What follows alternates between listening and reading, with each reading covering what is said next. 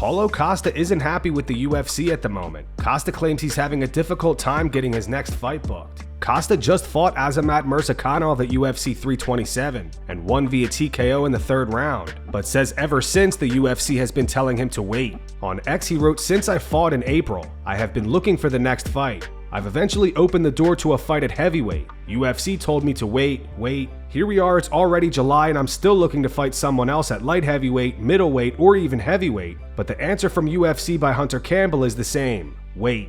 I want to fight. I don't want to wait. I have just one more fight at my contract, and I want this fight to happen soon, but for some reason they don't." Khamzat Chimaev had words for Sean Strickland last night on X. Khamzat is pushing for the rematch. He wrote, "Accept the fight. Don't run. I'll beat you anyway. The sooner this happens, the easier it will be to breathe. At Sean Strickland." This user replied to Khamzat with this photo. They wrote, "You put the belt around us," with a laughing crying emoji. Khamzat replied, "Because I want him to clean my belt." Sean Strickland grapples with one of his fans at the beach and gets him in a rear naked choke. I didn't know you.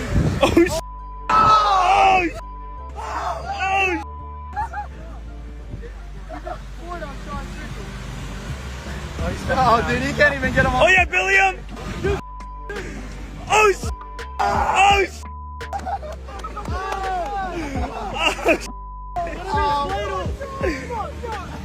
no!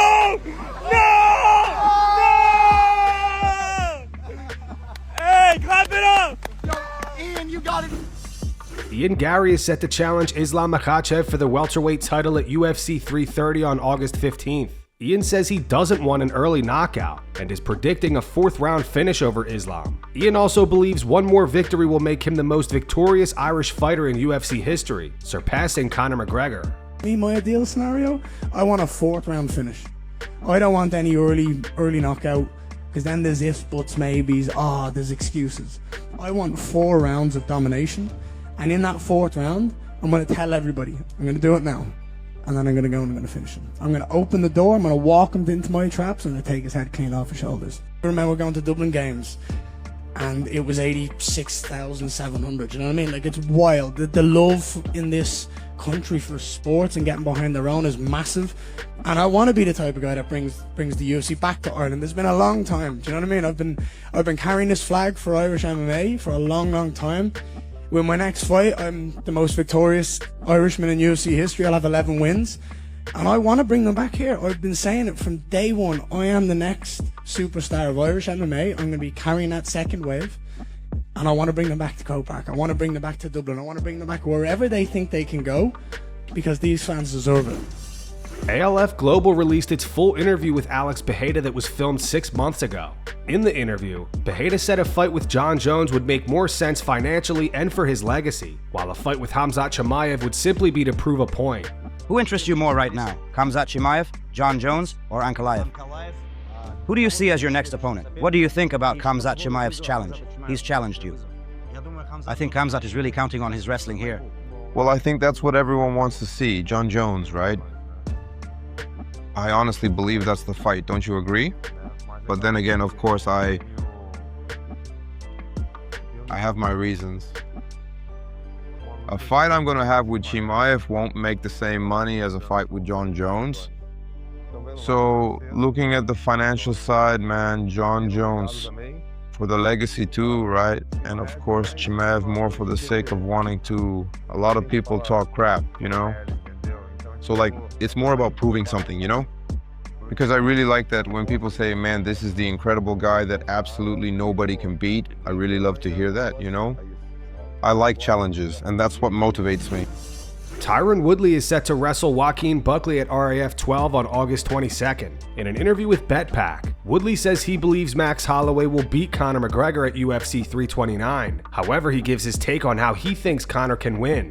Woodley and McGregor have some history. The two both competed at UFC 205 and even had a brief backstage altercation. Woodley said if Conor comes forward, gets into Max's head and lands some shots, then frustrates him, he has a good chance. but Max has always had a good chance. He is tough, he loves fighting those fights, his cardio is great, his skill set is great, and he just looks like he belongs out there.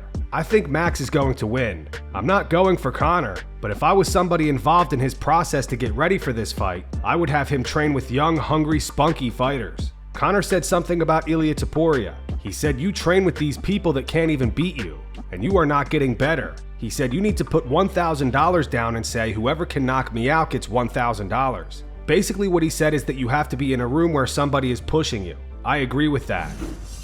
Manny Pacquiao shares a video of him and Conor McGregor having dinner together.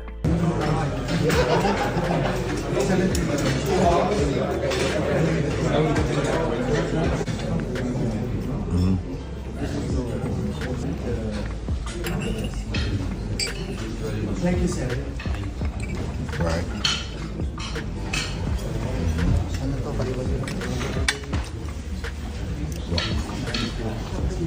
No. Coming off his TKO win over Manuel Torres this past weekend, Rafael Fiziev gave his thoughts on Justin Gaethje's recent success. Fiziev has faced Gaethje twice, losing a majority decision in 2023 before dropping a unanimous decision in their 2025 rematch. Is it wild to see Justin Gaethje, you know him very well, you fought him twice now, doing what he's doing? Did you ever expect this?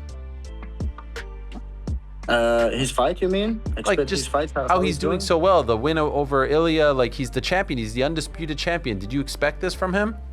Oh no, man. Oh no, honestly, I didn't want this fight. I didn't want this fight happen before it's happened, because like I think like, oh, maybe Ilia give him some damage, you know, so I don't want it. But when this fight start, first round, second round, end of the round, I started screaming like a kid, I screaming after 2 rounds, third and fourth. So I'm very happy for him, yeah. But I don't believe for his powers, honestly. But I think many people don't believe for that stuff. Yeah. But that's why we love him. That's why I'm his fan right now, almost, because this is a Justin. Do you think he beats Arman? Arman is a hard guy. He's a very good wrestler. He's a young also. But I don't want to say anything right now because I don't believe him on the fight against Topuria, and then look what happened. And yeah. I don't want to repeat it, you know. During a fan Q&A, Daniel Cormier recalled the time Brock Lesnar randomly called him before his first fight with Stipe Miocic. As most of you know, Cormier went on to defeat Miocic before Lesnar entered the octagon and shoved him to set up a potential fight. However, the matchup never came to fruition. Hey, DC, you my guy. How you doing, brother? Hey, I just wanted to know, why didn't the greatest fight of all time didn't happen? You and Brock Lesnar. Oh, yeah. Man, I wanted that so bad. Yeah. I was about to get paid. You know, so you know Brock Lesnar, I know him because we both wrestled in junior college in the same year, and he wrestled at Minnesota when I was at Oklahoma State. And I was at my daughter's gymnastics, and I get a random number on my phone. And I go, hello? Who's this? It's Brock. I say, what's up, Brock? What the are you calling me for? And he goes, I hear you fighting that big white boy. I said, Stipe? He said, yeah. He goes, you knock him out. I'm gonna bring your. It's gonna be Christmas early for your family, cause we're gonna fight. And I was like, okay, Brock. And then even at UFC 200, he called me and goes, he literally sent me a message and goes, Merry Christmas, DC. And I was like, what? He goes, I'm on UFC 200. I was like, yes. Every time Brock fought, it was over 1 million pay-per-views. It didn't happen because the WWE gave him too much money. And he made the right choice. You talk about a man that money follows, it's Brock Lesnar. He's done really well for himself. Proud of him. Anthony Hernandez discussed what it was like recently training with Sean Strickland. The two fought this past February, with Strickland winning via third-round TKO. Hernandez is now preparing to face Gregory Rodriguez on August 22nd. You and Sean clearly very cool, because I just saw a photo of you guys training together very recently, right? Here you are. No, yeah, he's a cool dude, man. I got nothing bad to say about the guy, man. He's been helping me. I've been training with him. He's gone for 2 weeks from Vegas right now, and then he'll be back, and we're going to get back to work. You know what I mean? How did that come about? Did you reach out to him? No, he actually hit me up for the Khamzat fight, but I was injured during the time and I couldn't go out and help him. And I was like, well, I'll eventually train with you. So I'm going to be in Vegas a lot more for camp this time. So I was like, we just set it up so we can train. I love that. Why in Vegas a lot more for camp this time? Just to dial some in. Like, I'm going to go to the PI and really like dial in with the nutritionist, dial in with the strength and conditioning, dial in with some like bigger guys, some better guys, just some big exciting again for myself. You know what I mean? Yeah. Different looks. Yeah, no, for sure. I'm like, the way I see it, I'm all in this game. Whatever it takes to get me to the title, I'm gonna do.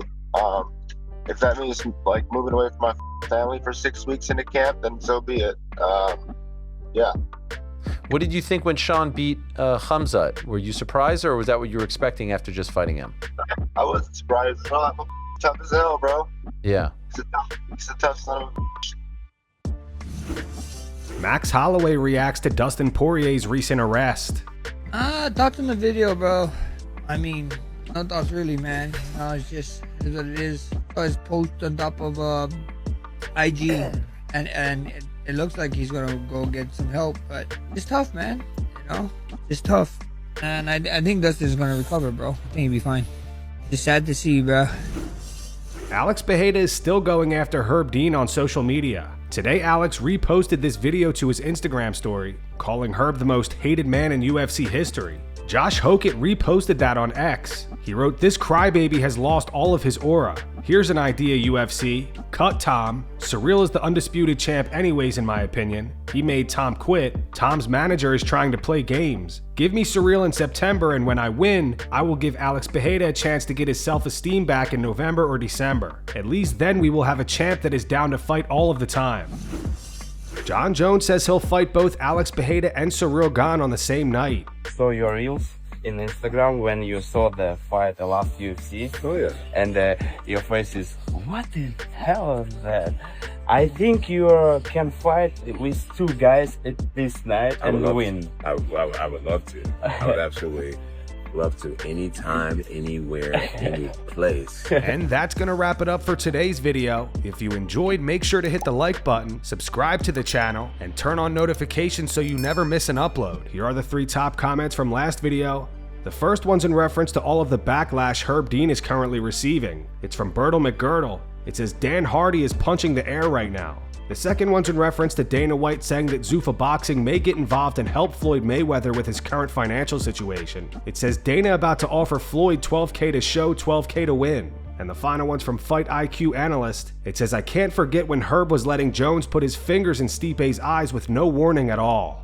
If you want to be featured in our next video, all you have to do is drop a comment down below. And as always, thanks for watching.